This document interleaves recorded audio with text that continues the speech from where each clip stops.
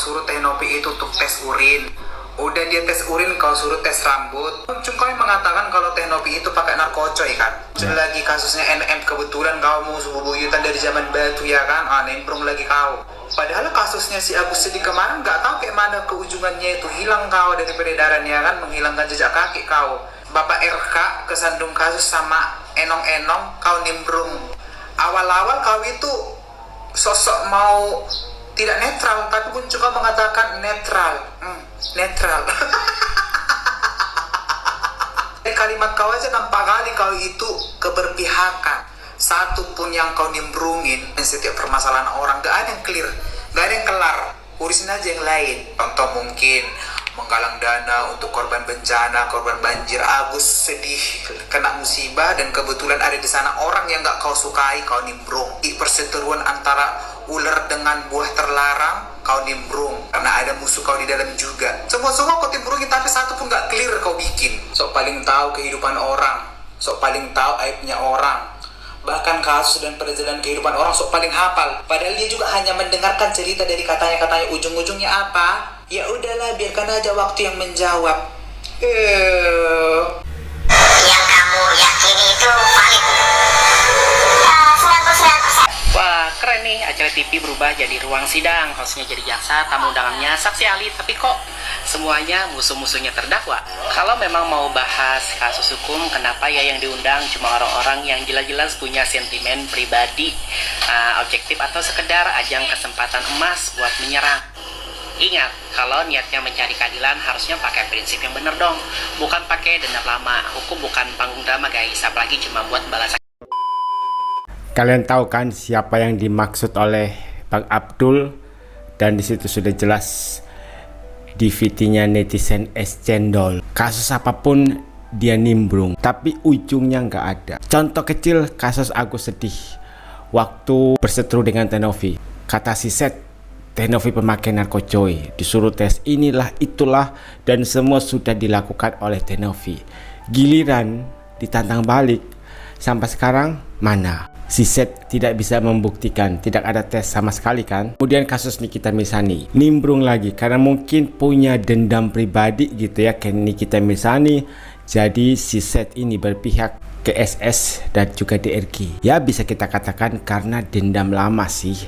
Kemudian di acara Takso pagi-pagi ambiar, kalian tahu kan 3 orang di situ adalah seterunya Nikita Mirzani. Host berperan sebagai jaksa, kemudian tamu undangannya jadi saksi ahli. Mereka anggap situ ruang persidangan.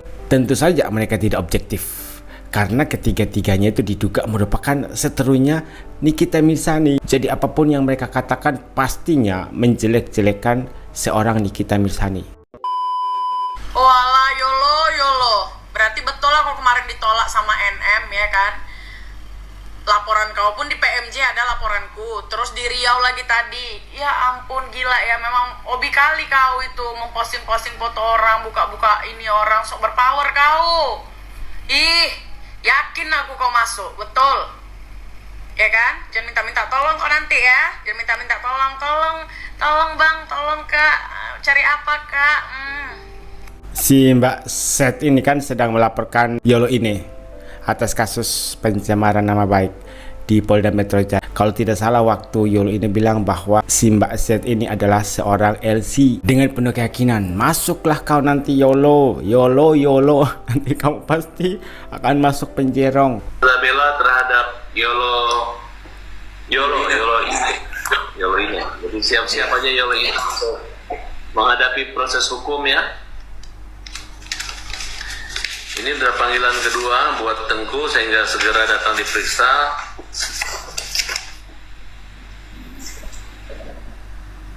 Memanggil Tengku Zanzabela untuk hadir di Polda Metro Direktorat Cyber Selasa 18 Maret jam 16.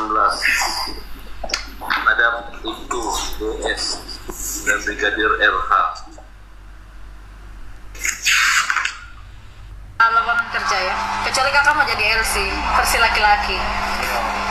Orang Bugis kakak? Iya, bukan sih. Bukan orang Bugis, cuma orang Sulawesi saja. Ini yang Salsabila jadi LC-nya. Iya betul. Tidak Salsabila yang viral itu toh. Yo betul. Ya jangan sebut-sebut namanya, nanti dia masuk. Nanti dia masuk ke screenshot tuh pada bilang, kalian ini pencemaran nama baik. Jangan sebut. Ada balon kah? Kakak beli sendiri tuh di toko balon. Balon apa nih? Balon lampu kah? Tuh kan. Bukan Yolo ini saja yang ngomong. Ada dua cewek lagi live di salah satu klub. Mereka membahas tentang si Z. Memang betul katanya si Z ini seorang LC. Nah, saya tidak tahu nih nanti ketika memang Yolo ini ditetapkan sebagai tersangka dan pada saat persidangan. Kalau faktanya memang si Mbak Z ini seorang LC, terus keputusan hakim nanti seperti apa? Kalaupun benar menyebut nama lengkap gitu ya, sesuai fakta. Karena memang profesinya seorang LC seperti dikatakan oleh dua netizen ini. Menurut kalian bagaimana nanti pada saat persidangan? Apakah Yolo ini bersalah atau tidak? Dan setelah ini ada VT ketika Yolo ini mengobrak-abrik aib dari Mbak Z. Lucu banget gue lihat sidangnya Mami Online sama Sandi. Yang dibahas itu katanya Sound the Ship itu nama dia sudah dipatenkan. Maksudnya gimana?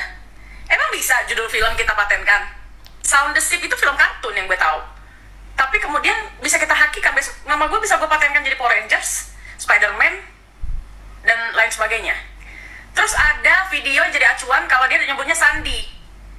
Oh ya, bagaimana dengan pendukungmu, wahai Sandi yang bernama si Yolo itu? Dia nyebutin nama gue. Di video lain dia nyebutin nama lain, tapi mengerucutnya kan ke gue. Nama asli lagi Zanzabela katanya. Ini sih Pak Polisi, kalau misalnya ini Isa Jega sampai di penjara hanya karena Sound the Ship, keterlaluan sih Pak. Kenapa Pak? Hah? Sandi? Kenapa kau Sandi? Gue yakin Sajega bebas sih, yakin. Kalau normal ya, gue yakin. Atau kalau memang begitu, ya si Yolo ini harus dipenjara juga dong. Karena dia sebutin nama gue di videonya lain ada, tapi kemudian di video-video lain dia tidak menyebutkan nama. Justru Isa Jega ini lebih pintar dari si Yolo. Dia hanya menyebutkan Sandi, tidak nama lengkapnya. Kenapa kok jadi diakui Sound the Ship? Apakah engkau Sound the Ship? Gimana sih maksudnya? Gila. Kalau Mbak FS katanya Isa Jega adalah seorang pahlawan. Dan si Mbak Z ini secara terang-terangan membela Isa Jega. Hanya karena dipanggil Sound the Ship, kemudian Mbak Sandi Punamasari melaporkan Isa Jega ke pihak kepolisian. Menurut Mbak Zanzabela ini sangat tidak wajar. Dan dia sangat yakin nantinya Mami Isa Jega ini akan lolos dari hukuman. Kalau normal, nah nggak tahu nih apa maksudnya. Apa yang dimaksud dengan normal dengan tidak normal. Padahal videonya itu sudah tersebar luas di sosmed. Awalnya memang ngomongnya itu Sound the Ship. Tapi pada akhirnya jelas dia mengatakan Sandi aja deh. Dan mungkin saja ada pertimbangan-pertimbangan lain dari pihak kepolisian yang akhirnya menetapkan Isa Jega ini dijadikan sebagai tersangka. Bahkan sudah masuk persidangan. Kata Mbak Z, percayakan saja kepada pihak kepolisian, biar kepolisian yang mengurus semua proses hukumnya. Kan ngomong seperti itu di kasus Nikita Mirzani. Kok di sini agak berbeda ya? Padahal pihak kepolisian sudah mengajukan berkas perkara kepada kejaksaan dan pihak kejaksaan kan sudah menerima berkas perkara dari pihak kepolisian. Artinya apa? Sudah P21 dan sudah disidangkan bahkan, dan sidangnya sudah lebih dari satu. Berarti kan Mbak Z ini harus percaya dong dengan kinerja pihak kepolisian. Jadi istilahnya jangan tebang pilih dong. Yang si A katanya kita percayakan kepada pihak kepolisian, yang pihak B ya sama juga dong, harus percayakan kepada pihak kepolisian. Gini lo Leci, kan lo ngebelain Bang Pin si Sahrul. Lo bilang kalau yang dikatakan Sahrul itu adalah dongeng online. Gue punya dongeng online juga nih buat lo. Jadi ada namanya Leci nih ya, sahabat ketemu pejabat, tuh pejabat dibilangnya apa? Aku diajak pacaran sama dia. Nggak boleh gitu, bapak-bapak pejabat yang deket sama dia, hati-hati pasti diakuin udah ngajak dia pacaran. Ada yang alasannya spiritual. Siapa ya lo? Lo siapa? Keris Empu Gandring? Kalaupun mereka ada affair, seleranya bukan lo, bukan kita ya. Nah ini part pertama ya, ketika Yolo ini menyerang Mbak Z. Kalau kata Mbak Z kan itu semacam dongeng online sesuai dengan apa dikatakan oleh Isa Sega. Nah di sini Mbak Yol ini juga lagi dongeng online. Jadi katanya si Z ini kalau ketemu pejabat gitu ya, pasti diaku-akuin. Pasti nyatanya dia ngajakin pacaran. Padahal yang pejabat itu nggak pernah ngomong seperti itu. Hanya saja si Z ini yang kepedean, katanya diajakin pacaran.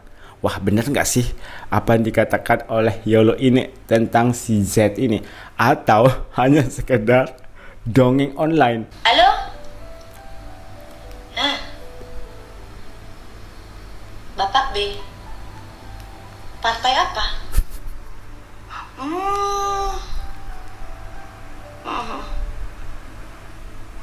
Bapak B? Siapa ya? Bang Mencret? Iya. Oh gitu, diakuin juga ngajak dia pacaran. Semuanya aja ngajak dia pacaran, ya. Ya nggak apa-apa kan, dia sabar ngaca ngeliatnya Ariana Grande. Padahal mah depan kita mah ari-ari kucing. Gue kalau ngeliat Leci ngoceng ya, gue ngeliat kayak apa ya, tong kosongnya ininya tau nggak ya, kayak nggak ada bobotnya, kayak nggak ada isinya, demi dah ya. Dia bilang katanya gue nggak berani cek lu aja yang duluan nantang-nantang si Novi untuk cek rambut, cek urin, segala macam, giliran ditantang balik keok ya kan. Nah, gue urusannya apa, siapa yang gue tantang sebelumnya? Nggak ada ya, nggak ada. Oke? Kalau misalnya lu bilang saya tidak punya kewajiban untuk membuktikan saya kayak jawaban lu apa, mau apa lu? Oke? Jadi nggak usah giring-giring. Giliran gue giring sedikit aja lu panik kebakaran jenggot. Itu sih keseringan main sama. Tuh Mbak Z dikatain tong kosong nyaring bunyinya. Siapa yang sering nonton VT-VT dari Mbak Z ini? Kata Yolo ini, dia itu kalau ngomong asal ngomong, nggak ada isinya. Tong kosong nyaring bunyinya, suka nimbrung sana sini. Apa yang dikatain itu nggak jelas. Katanya kalau dia speak up itu ya berdasarkan dendam pribadi kepada seseorang. Awalnya bilang mau netral, tapi endingnya kita tahu nih arahnya kemana.